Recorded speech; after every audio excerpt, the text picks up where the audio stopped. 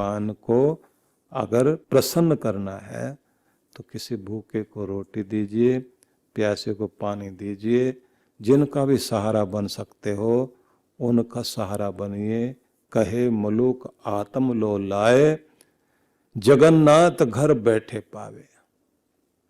कोई भी आदमी भगवान को घर बैठे पा सकता है। अपने कर्म को भगवान को अर्पित करें, लेकिन सबसे बड़ी बात ये ध्यान रखनी है कि आपने परमात्मा को नमन करते हुए अपने अहंकार को गलाना है, अपनी अकड़ को छोड़ना है। जितनी जितनी अकड़ रहेगी काम खराब होता जाएगा। और अपना भी ध्यान रखना, अपनों का भी ध्यान रखना है। और वस्तुएं जो आपको दी गई हैं उन वस्तुओं का उपयोग कीजिए, लेकिन ये ध्यान रखिए वस्तु आपसे बड़ी नहीं है। ना धन, ना मकान, ना जमीन, या ना जायदाद आपसे बढ़कर कुछ भी नहीं। कीमती आप हो, वस्तुएं कीमती नहीं है, आपके कारण वस्तुएं कीमती हैं। स्वामी रामतीर्थ ने जब वो जापान में थे, उन्होंने एक संस्मरण लिखा अपना कि बड़ी आश्चर्यजनक घटना थी मेरे सामने कि मैंने एक स्थान पर आग लगी हुई देखी।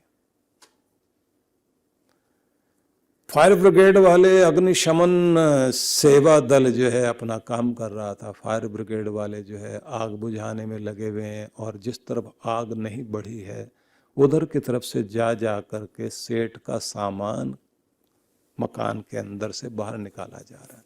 और सेठ बोल रहा है मेरा कीमती कालीन है वो भी बाहर ले आओ, मेरा फर्नीचर सोफा बड़ा कीमती है उसे बाहर ले आओ, और देखो मेरी एक अलमारी है जिसमें मेरा सोना चांदी हीरे जवाहरात सब हैं वो ले आओ। सब चीज़ें वो निकलवा रहे हैं। और आखिर में उन लोगों ने कहा भाई साहब आप जो कुछ बोल रहे हो तो ठीक है, आपके घर के सब लोग तो बाहर आ गए या नहीं आ गए? वो बोला मेरी पत्नी उधर की तरफ से निकल गई थी, वो उधर देख रही है। बोले वो भी सामान निकलवाने में लगी हुई है, और तो कोई नहीं रह गया। अब वो पत्नी की तरफ देखता, वहीं से चिल्लाता है सब बाहर है ना। वो कहती बच्चा तो अंदर ही सोया रह गया। अब ये जोर से छाती पीटता और कहता हाय मेरा बच्चा अंदर सो रहा था, उसे बचाओ। फायर ब्रिगेड वाले अंदर भागे, उधर वो पत्नी अंदर भागने की कोशिश कर रही है, तो लोगों ने उसको पकड़ा कि आप मत जाइए। नहीं मेरा बच्चा अंदर रह गया। और पता लगा कि बच्चा जल मरा। जिसके लिए जमीन जायदाद मकान सब कुछ था वो जल गया, और बचा क्या? चीजें बचाने पे लग गए।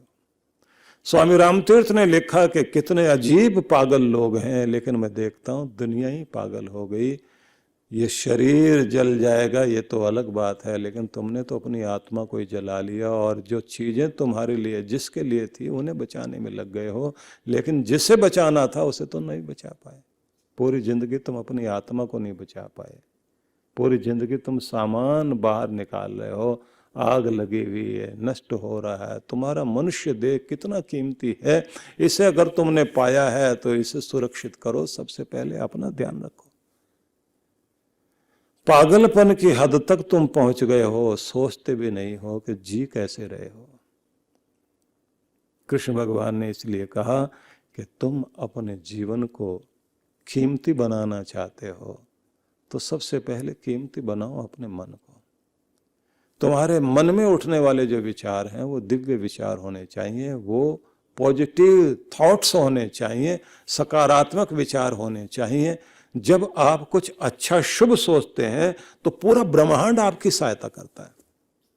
बुरा सोचने का मतलब यह होता है कि किसी का बुरा करने के लिए प्लानिंग करते करते दूसरे का कुछ बुरा होगा नहीं होगा ये तो अलग बात है, लेकिन तुम तो अपना खुद का बुरा करते करते अपने चारों तरफ का वातावरण वही कुछ बनाने जा रहे हो। जिस वातावरण को बनाने का मतलब ये होगा कि तुम्हारे चारों तरफ जो है नेगेटिव एनर्जी आ गई है। अब होगा क्या? बीमार व्यक्ति चारों तरफ बीमारी के कीटाणुओं को अपनी तरफ खींच रहा होता है और उसका ध्यान भी बीमारी पर ही रहता है। रोगी रोग को अपनी तरफ खींच रहा है, भोगी भोग को अपनी तरफ खींच रहा है, जुआरी जुआ वाले वातावरण को चारों तरफ फैला रहा है, ईर्ष्यालु ईर्ष्या के कीटाणु चारों तरफ, वैसा ही वातावरण, वैसी वाइब्रेशन, वैसी ही वेव्स अपने अंदर से प्रकट कर रहा है, तो उसको ईर्ष्या का और कारण मिलेगा। दूसरों को देख देख के जलता रहे जलता रहे। जलने कूड़ने का कारण इतना इतना कुरूप होता जा रहा है, हंसना भूल गया, मुस्कुराना भूल गया, जल जल कर कोयला हो गया। और जलते रहने का परिणाम है मुस्कुराहट गई, शांति गई। कितना जलोगे, जल जल करके कोयला हो गए हो, और किसी का कुछ नहीं बिगड़ा। जिनसे जल भुन रहे हो ना, जेल से कर रहे हो। कमाल की बात है कि बाहर से जल जाए आदमी तो उसके लिए तो कोई बर्नौल वगैरह लगा लोगे आप, लेकिन जब आदमी की छाती जलती है, दिल अंदर, उसमें भी फफोले पड़ते हैं, उसके लिए तो कोई बर्नौल नहीं है, उसके लिए तो कोई औषध है ही नहीं। कमाल ये है कि बाहर से आदमी अपने को ढके हुए दिखाई नहीं देता, ये इतना जला भुना घूम रहा है, इसके दिल पर फपोले पड़ रहे हैं। मकान किसी का बना है बराबर में, और छाती इसकी जल रही है। बच्चा किसी का पास हुआ है, इसको लगता है कि बस मैं ही पीछे रह गया हूं, जल बुन रहा है देख देख करके। कार किसी की आई है और लगता है इसी का पैसा छीन के ले गया कोई, उसी ने इसका पैसा छीन के कार खरीद के लाया। इतना जल भुन रहा है, कहता है अभी एक्सीडेंट हो जाए इसका। कितना कितना बुरा बुरा सोच रहे हैं। किसी के घर में ब्याह शादी हो रही है और एक आदमी जल भुन रहा है। कितने कितने अजीब लोग हैं। ऐसे नहीं कुछ बनता तो और काम बिगाड़ देते हैं। बिगाड़े लोग भी तो दुनिया में बहुत हैं।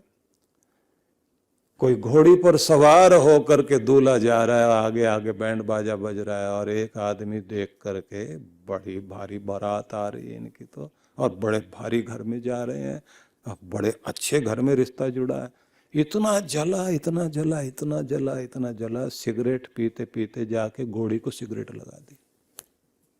अब घोड़ी उछल के भागी और दूल्हा गिरा, बोले सिगरेट काम कर गई।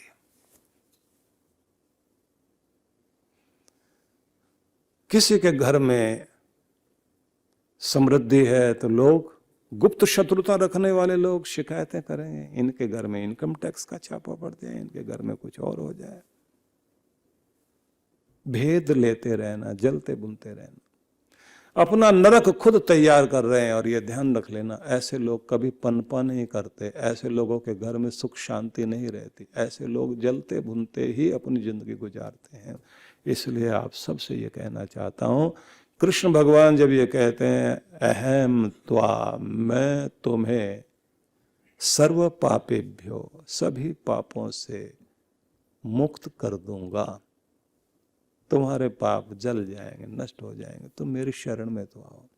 मतलब भगवान की शरण में जाने का परिणाम ये होगा, आपके अंदर के पाप ताप जलेंगे। अंदर की ईर्ष्या, द्वेष, बैर, विरोध, हिंसा, बदला लेने की भावना, चोट पहुंचाने की भावना, ये सब की सब आपकी शांत होगी।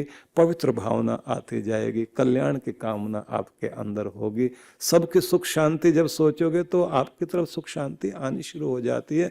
जब आप दूसरे के लिए भला सोचते हैं तो परमात्मा जो है वो आपकी तरफ भी भलाई भेजने लग जाते हैं, आपकी तरफ भी सुख और शांति आने लग जाती है। इसलिए अगर आप चाहते हो ना कि कुछ और चमत्कार हो सके, तो मेरा निवेदन एक है सभी के साथ। सबसे पहले तो चिंता को छोड़कर चिंतन करने की आदत बनाएं। चिंतन करने का मतलब होगा खुद के साथ मीटिंग करने की आदत। प्रॉब्लम क्यों है, किस लिए आई, चिंता का कारण क्या है, उपाय क्या है, इलाज क्या है, सॉल्यूशन क्या है, समाधान क्या है। तो मुसीबत पर ध्यान कम, मुसीबत के इलाज पर ध्यान ज्यादा दीजिए। दिमाग को जो है चिंता चिंता चिंता चिंता चिंता का जाप करना छोड़िए। चिंता दूर कैसे हो इसका उपाय ढूंढना शुरू कर दीजिए। जब आप खुद के साथ मीटिंग करना शुरू करेंगे तो चिंता का कांटा निकलना शुरू हो जाएगा। और उसके बाद भी अगर थोड़ी बहुत बचती है तो लिखो अपनी चिंता अपने कागज पर, भगवान के चरणों में जाकर अर्पित करो और ये कहो, जब मेरे सिर पर तेरी छाया है तो मुझे किस बात की चिंता है, संभालने वाला तो तू है, मेरी रक्षा करने वाला तू है। मैं तो अपने आप को तेरे हवाले करता हूँ मेरे प्रभु, मेरा ध्यान रखना। सारी दुनिया रूठ जाए लेकिन तू कभी ना रूठना। कोई भी मुझे छोड़ दे लेकिन मेरे दाता, मेरे मालिक, मेरे भगवान, तू कभी मुझे मत छोड़ना, मुझसे कभी दूर ना होना। ये दुनिया दूर भी होगी, पास भी होगी, लेकिन मेरे प्यारे परमात्मा, मेरे श्वास श्वास में तू बस जाना और तू कभी भी मुझसे दूर मत जाना। जब आप ये भावना रखते हैं तो निश्चित रूप से कृपा होती है। जब जीवन में व्यथाएं हों, पीड़ाएं हों, दुख हो, तो ध्यान रखिए दुख अपनी तरफ ध्यान खींचेगा। अपना पूरी ताकत, आपकी पूरी ऊर्जा, पूरी एनर्जी, पूरा ध्यान दुख अपनी तरफ लगाए रखेगा। उस समय आपको पूरी ताकत लगा के उसके पंजे से छुड़ाने की कोशिश करनी है। और क्या करना, व्यथा के साथ एक शब्द है, जैसे चिंता के साथ चिंतन है, ऐसे व्यथा के साथ एक शब्द है जिसे बोलते हैं व्यवस्था, सिस्टम बनाना। अगर व्यथा है तो हमारी किसी व्यवस्था में दोष है। व्यवस्था करो, कुछ सिस्टम बनाओ, कुछ तरीका ढूंढो, कोई उपाय ढूंढो, जोर उस पर लगाना शुरू कर दीजिए। गला किसी ने पकड़ रखा है, छूटेगा कैसे, उसे ध्यान में रखो। चिंता एक अजगर की तरह है, और अजगर जब किसी को लपेट लेता है ना, छाती पर लिपट गया, वो काटता कम है, चारों तरफ से जकड़ लेता है। जैसे आप दांत भींचते हैं ना, जबड़ा दबा लेते हैं अपना, ऐसे वो भी जो है ना चारों तरफ से जकड़ लेता है। जकड़ लेता है तो मुसीबत कहाँ आती है, सांस लेने में दिक्कत। जैसे आपने सांस लिया, ऐसे सांस लिया तो फेफड़े फूले, जैसे सांस छोड़ा तो फेफड़े सुकड़े, जैसे सुकड़े तो अजगर उस समय और कस लेता है। सांस लेने के लिए मौका होगा ही नहीं, तो फिर क्या करोगे। कहते हैं कि ये बचाने वाले लोग उपाय बताते हैं ना, कोई नुकीली चीज लेकर उसके शरीर में गड़ाओ, और वो तो कहते हैं कुछ नहीं मिले, दांत से काटने का मौका मिले तो काटो, वो अपने को बचाने के लिए छोड़ेगा और तुम बचोगे। जो प्रहार कर रहा है ना तुम्हारे ऊपर, मुसीबत जकड़ रखा जिसने, उस पर चोट मारना शुरू करिए तो बचोगे। सांस लेना मुश्किल, चिंता में न नींद न चैन, सांस ही नहीं ले पाओगे आप। चिंता ज्वाला, शरीर वन, दावा लग लग जाए, ऐसी दावानल, जंगल की आग चारों तरफ से घेर रखा। आपको ऐसा अंदर से धुआं, जैसे कमरे में धुआं फैल जाए ना तो घुटन होती है, ऐसे चिंता करती है। कैसे भी करके घुटन हो रही हो, दौड़ कर भाग कर किसी तरह से दरवाजा खोल दो, हवा आ जाए।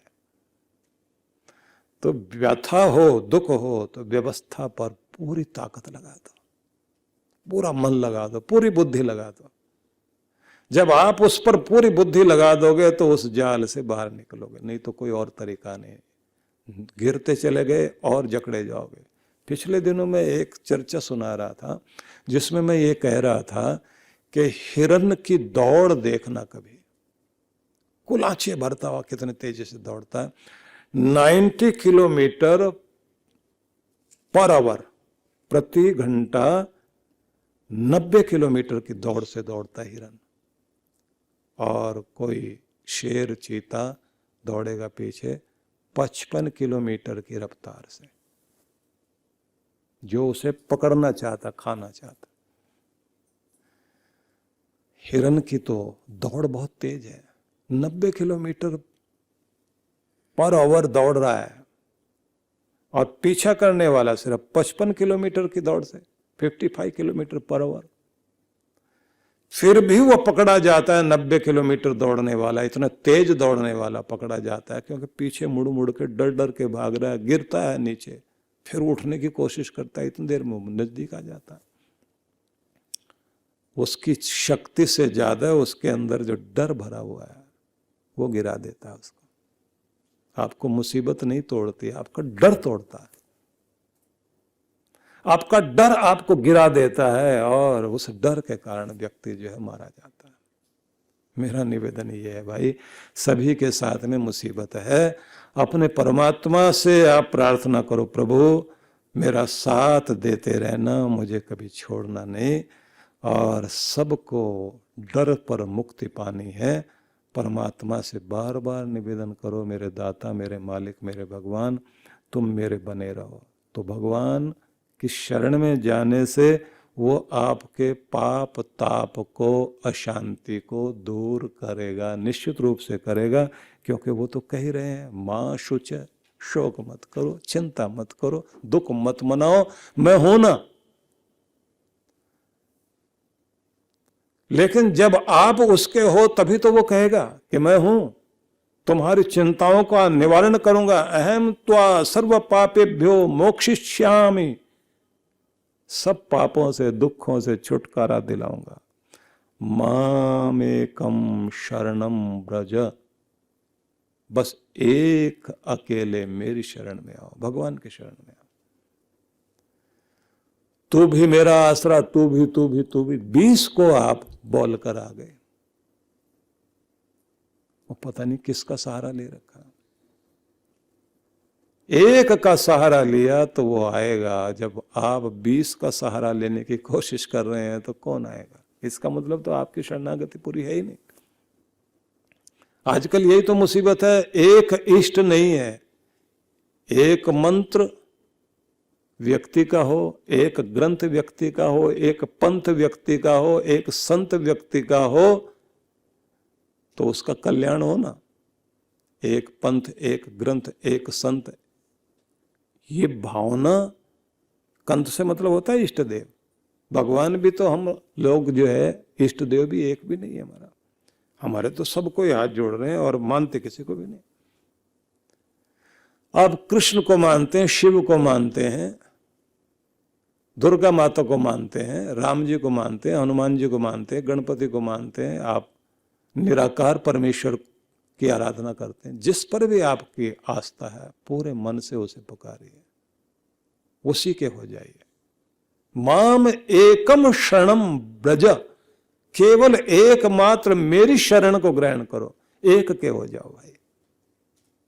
एक के अगर हो गए तो ये बात ध्यान रखना, वो एक आपका कल्याण करेगा ही करेगा। लेकिन ये बात जरूर कहते रहना कि मेरे प्रभु, सारी दुनिया भले ही मुझसे दूर हो जाए तो कभी मुझसे दूर मत होना। कोई भी मुझे छोड़ दे तो ना छोड़ना।